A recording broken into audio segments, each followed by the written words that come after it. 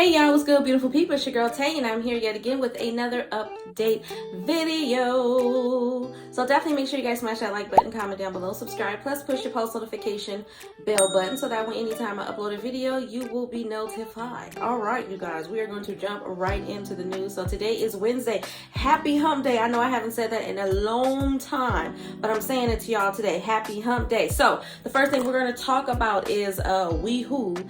I don't know if that's the name of it, but WEHO reopens application period for guaranteed income program. We're going to see where this is at. It says the city of West Hollywood, in collaboration with nonprofit partner National Council of Jewish Women /LA, will reopen applications for the pilot project for guaranteed income aimed at evaluating the impact of cash payments on the financial stability and quality of life of older adults. Okay, they got my seasoned seniors taken care of somewhat.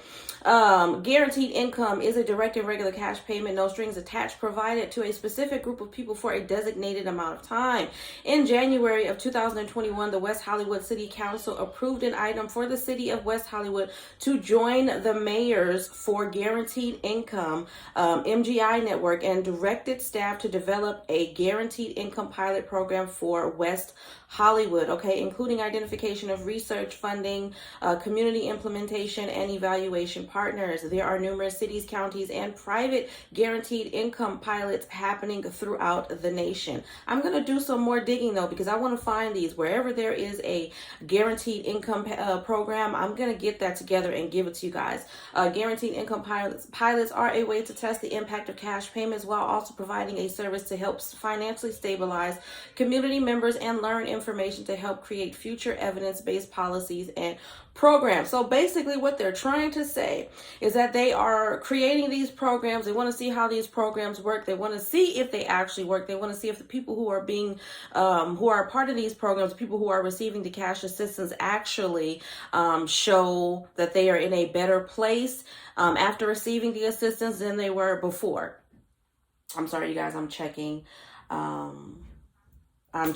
my little work board over there. I'm on lunch break, and so I'm just checking to see if everybody has come back or not. I'm kind of going in between them and you guys. All right, so beginning June 1st of 2022, community members may access, and there is a website here to learn more. The application will open on the website beginning Friday, June the 17th of this year, and will close on Sunday, June 26th of 2022. Community members who are interested in applying for the West Hollywood pilot for guaranteed income must reside in the city of West Hollywood, be 50 years or older, and have an individual income of $41,400 or less. The program will be facilitated by the National Council of Jewish Women, Los Angeles.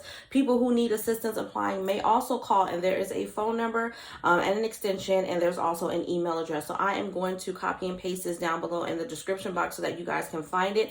But remember that the application doesn't actually open until the 17th of June. Okay, so we got some weeks to go before you guys can access that. All right, moving on from that. Hold on, I gotta go. If y'all can hear my son in the background, it's because he is out there in the living room climbing around trying to find something to do with himself. So you guys are just gonna have to you guys are just gonna have to work with me. Griffith Park, another bit of news out here in Los Angeles County. In Los Angeles, evacuated as wildfire declared a major emergency. The Los Angeles Fire Department called a wildfire burning in Griffith Park on Tuesday afternoon a major emergency before flames could be contained. The fire started below the observatory about 2:45 p.m. and was 4 acres as of 3:25 p.m. Officials said the fire was contained at 6 acres. KTLA reported this 4:10 yesterday evening. Okay, the park is being evacuated, and park rangers are assisting with public safety by preventing hikers from entering hiking trails. The fire department said no homes have been evacuated. All right, the situation is still going on right now, according to this article. Basically, they're still monitoring it, trying to contain it, and eventually put it out.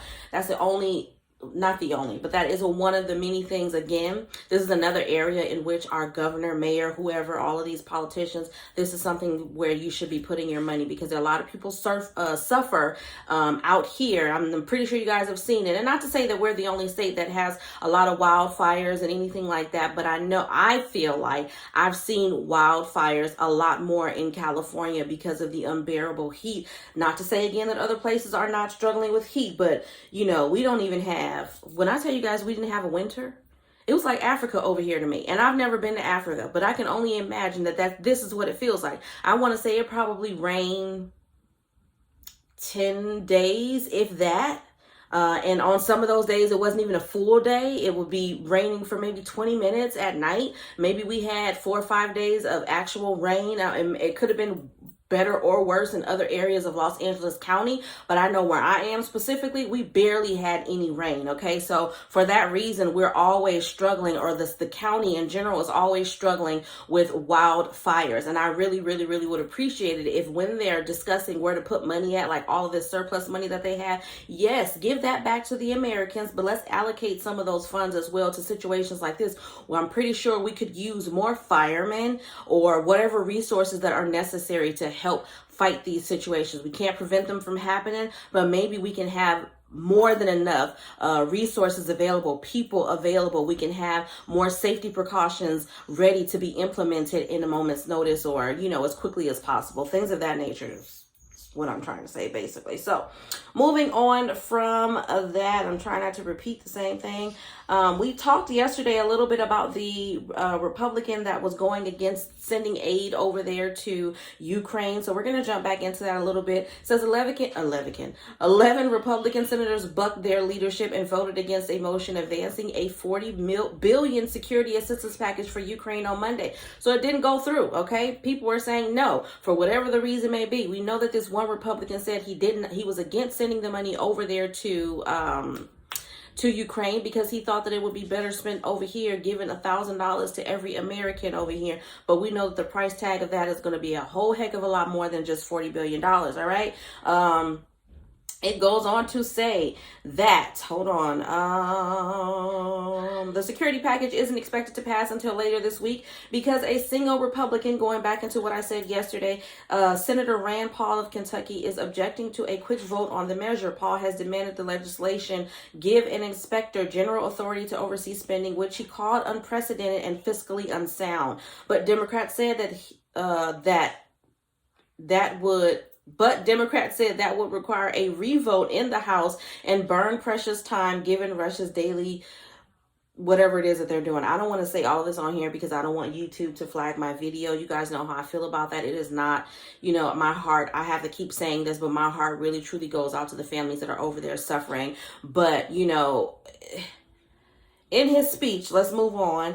Earlier on Monday, Senate Majority Leader Chuck Schumer slammed Paul's efforts to delay passage of the bill as totally unacceptable, saying that it only serves to strengthen Putin's hand in the long run. So he's basically saying that by us not assisting them over there, or not us, them, whoever it is, but by them not assisting them over there, that they're basically making it easier for the person who is trying to overthrow them to overthrow them, if you guys get what I'm saying. Again, I'm kind of trying to talk around it because I don't want to put too much emphasis on this situation and have YouTube or anybody who's monitoring our videos think that I am in favor of or anything like that, okay?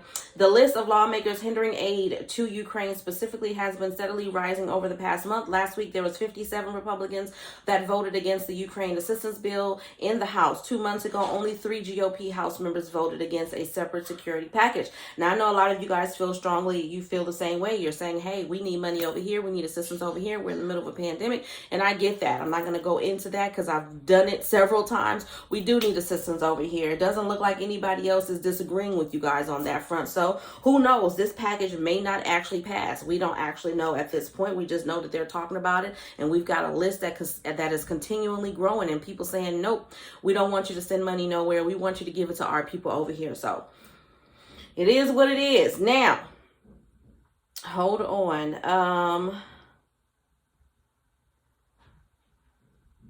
To go on with a story that I mentioned to you guys, I don't know if I read this to you guys already, It's interesting because there was a young woman, not a young woman, but I know that when I was talking about the situation with my daughter yesterday and how, they said that she had SIDS, but, thankfully she was in my arms at the time and I basically saved her life, which is my job because I'm her mom.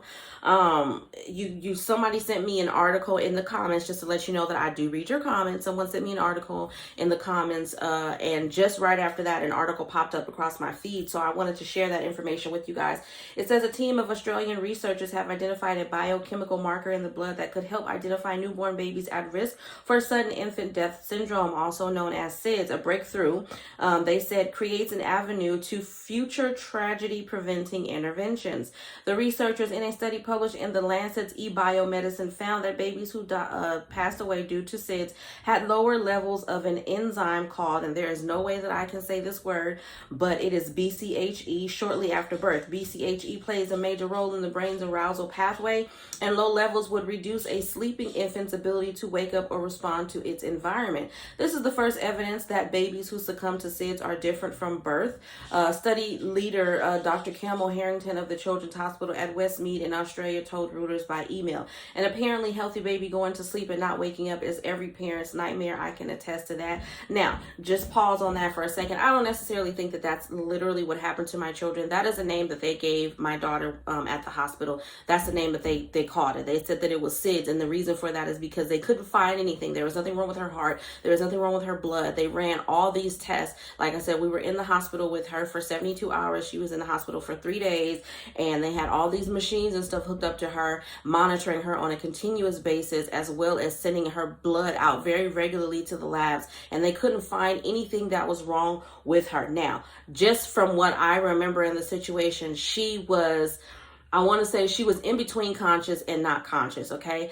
I am very, very paranoid and finicky when it comes to my baby. So I know what they look like when they're sleepy. I know what they look like when they're not sleepy. You guys know, you know what I'm saying? Y'all know how our maternal instincts work, okay? We can tell if we're in a room with a lot of people and there's more than one child crying, we respond to our child's cry without even having to look to see that it's our child, is what I'm trying to say. So, to be perfectly honest, the ambulance was telling me that there was nothing wrong with her. I'm literally lifting up her arm and her arm is falling down like dead weight. Okay. Her eyes were just barely open. She was kind of moving them around, but this is after I had done CPR on her. Okay. So I'm saying all this to say, I don't think that every situation is SIDS. But again, this is why I feel like there's more money that should be allocated to this avenue as well. Okay, we need to find out what the issues are with our children. Why don't they have the brain function to wake up and respond to their environment? Okay. Moving on back to the article, it says the enzyme abnormality is a measurable specific vulnerability to SIDS that had not been previously recognized, researchers said in a published study. The Sydney Children's Hospital Network in Australia called the discovery a world first breakthrough, but researchers are only halfway to the goal of fully understanding SIDS and being able to prevent it, other experts said on Sunday in the New England Journal of Medicine. Okay, so I'm glad that they're looking into it. I'm really, really, really glad. You know what I'm saying? Look at God, okay? Look at God. Moving on from that, because I am melting. I don't know if you guys can tell. She is sweating. Some of this is my own natural oils, and some of this is sweat, specifically right here. It is hot, and this is what I'm talking about. It's hot. It's supposed to be 78 degrees today. I don't think it's 78 degrees today. I feel like I'm sitting in the devil's kitchen right now. But anyways, let's move on to emergency SNAP maximum benefits for the month of May. I have not checked, so we are going to check together. I'm not going to give you guys the payout dates today. I am going to run through the names and just see if any states has been approved for next month, and I don't see any. So we're still in the month of May. So for emergency SNAP maximum benefits for the month of May, we have Alabama, Alaska, California, Colorado, Connecticut, Delaware, DC, Georgia, Guam, Hawaii, Illinois, Indiana, Kansas, Louisiana, Maine, Maryland, Massachusetts, Michigan, Minnesota, New Hampshire, New Jersey, New York, New Mexico, North Carolina, Ohio, Oklahoma, Oregon, Pennsylvania, Rhode Island, South Carolina, Texas, Utah, Vermont, Virginia, Virgin Islands, Washington, West Virginia, and Wisconsin. And then I'm going to take a quick look at pandemic EBT because I haven't given you guys that in a minute, just to see who is approved as of today. Okay, so for pandemic EBT for the current school year, which is 2021-2022, we have Alabama, American Samoa, no California, Colorado, Connecticut, Delaware, Florida, Indiana, Illinois, Kentucky, Louisiana, Maine, Maryland, Massachusetts, Michigan, Minnesota, Nebraska, Nevada, New Mexico, North Carolina, Ohio, Oklahoma, Pennsylvania, Puerto Rico, Rhode Island, Tennessee, Texas, Utah, Vermont, Virginia, West Virginia, and Wisconsin. We've got quite a few. Still not seeing California on this list. I know that I went over California's information from a completely different website some while back. Show basically that they have been approved for this current school year. I know that in previous experience dealing with this particular program that California was slow the first time. It took almost forever for them to get approved, and then it took almost forever for them to disperse the benefits. So we're gonna keep hope alive that maybe they will end up on this list at some point before these benefits cease to exist. But however, on that note, I hope this information was in some way helpful or useful to you guys in the least little bit. Do me a favor if you haven't already. Don't forget to smash that like button because it really does help to let YouTube know that you like what I'm doing and you want me to stick around. Also, we're going to switch it up today, and I'm going to ask you guys to drop me some flowers if you can find them down below in the comment section, just to let me know you made it all the way to the end of this video. As always, I'm going to say, remember to live, love, elevate, because that's all we can do in this life and in the next. And I will definitely see you guys in my next video. Peace, y'all.